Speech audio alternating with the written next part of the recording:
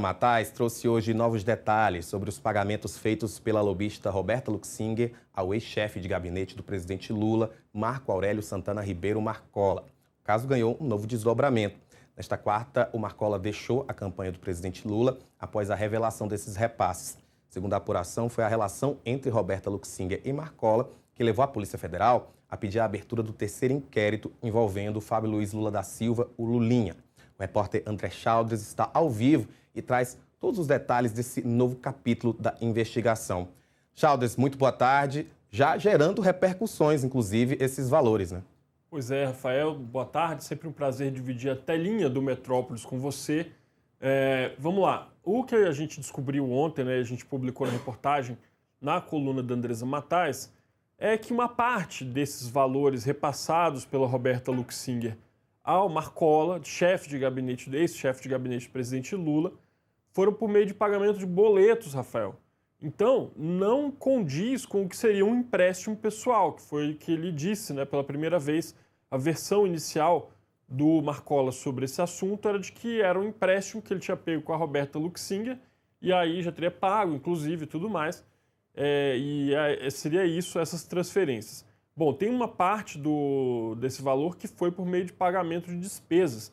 Então, a Polícia Federal, ao examinar o telefone celular da Roberta Luxinger, encontrou lá o que seriam mensagens, né, ali entre ela e o Lulinha e o Marcola, com códigos de barra, né, aquele código numérico lá do código de barra, para pagamento de despesas.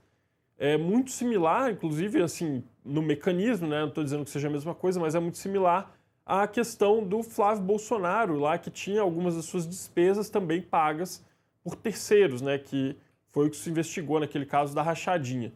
Então, muita coisa ia ser esclarecida pelo ex-assessor, ex-chefe de gabinete do presidente Lula e agora ex-integrante da campanha do Lula, né? Então, Marcola, primeiro, 2 semanas atrás, saiu da presidência da República, agora saiu da campanha também para onde ele tinha ido, né? Algumas questões ficam no ar, Rafael. Primeiro, Marcola tinha uma renda ali que chegava a 40 e poucos mil reais, 42 mil reais, entre salário dele como assessor e pagamento de jetons, porque ele integrava ali conselhos de empresas estatais e recebia cerca de 12 mil reais de jeton por mês. Essa renda é mais que suficiente para você contratar um consignado, né? Num banco normal, vamos dizer, no Santander, no Itaú, no Banco do Brasil, na Caixa Econômica Federal, vários bancos brasileiros aí para oferecer consignado para a pessoa que tem esse nível de renda. Por que ele não foi num banco fazer o consignado? Né? A segunda questão, como o presidente Lula ficou sabendo dessa investigação envolvendo o Marcola e da troca de mensagens dele com a Roberta Luxinger?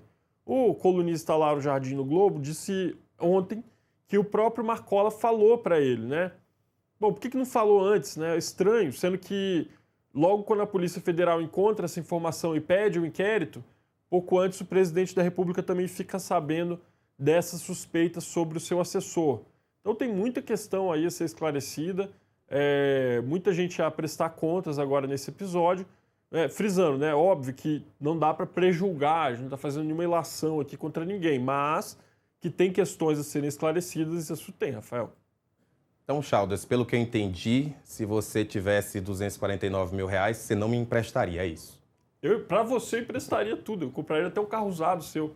Mas eu estou falando assim, uma pessoa que tem uma renda como ele, geralmente não precisa recorrer a empréstimos de pessoas físicas, de terceiros, né, de Roberta Luxinger, que seja, para poder obter um empréstimo, né? Geralmente, com essa renda, é possível você negociar uma taxa bastante favorável dentro do sistema bancário formal.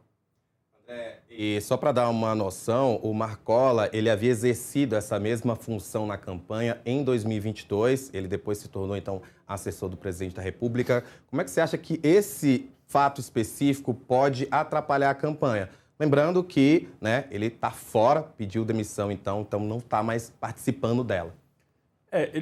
O Marcola, ele tem uma origem lá em São Paulo, né? Ele é uma pessoa da confiança mais estrita do presidente Lula já há muitos anos, né? Para você ter uma ideia, Rafael, o presidente Lula, ele não tem telefone celular próprio.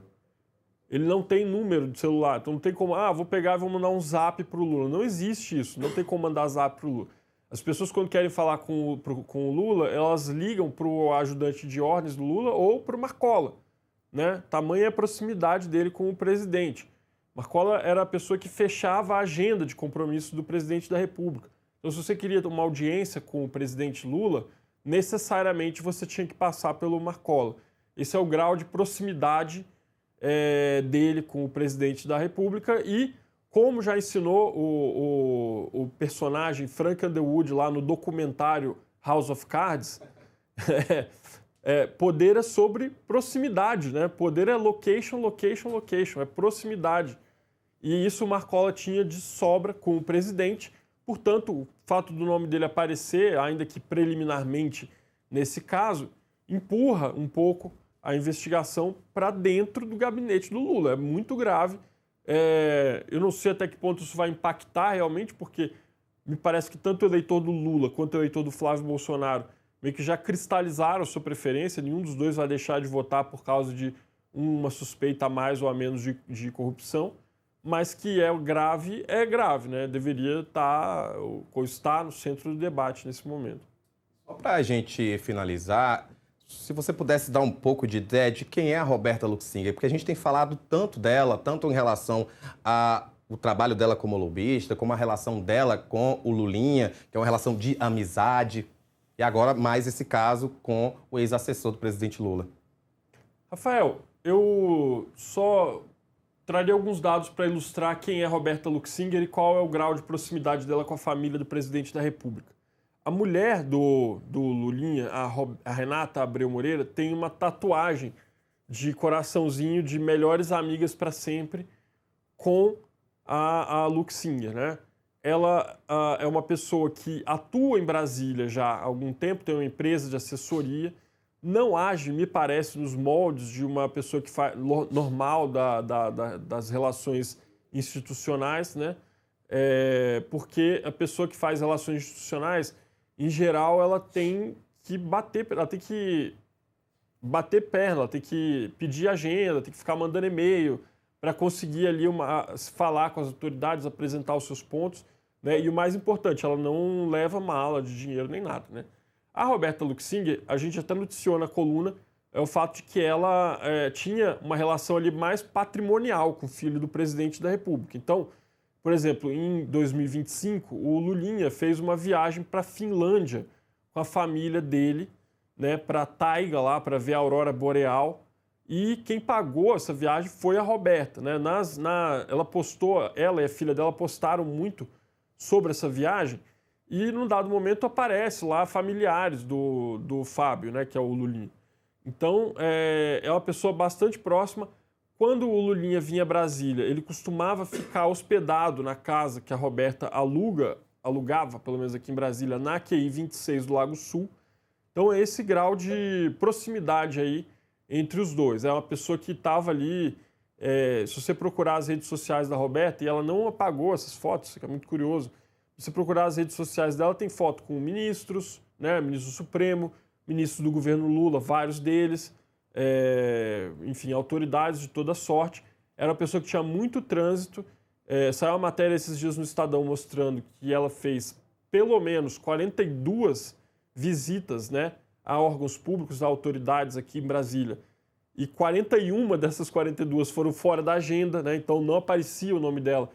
Mas ela vivia lá no Ministério do Wellington Dias, vivia lá se encontrando com o Alexandre Padilha, e isso daí ajuda a dar uma dimensão do grau de acesso que ela tinha realmente aqui em Brasília.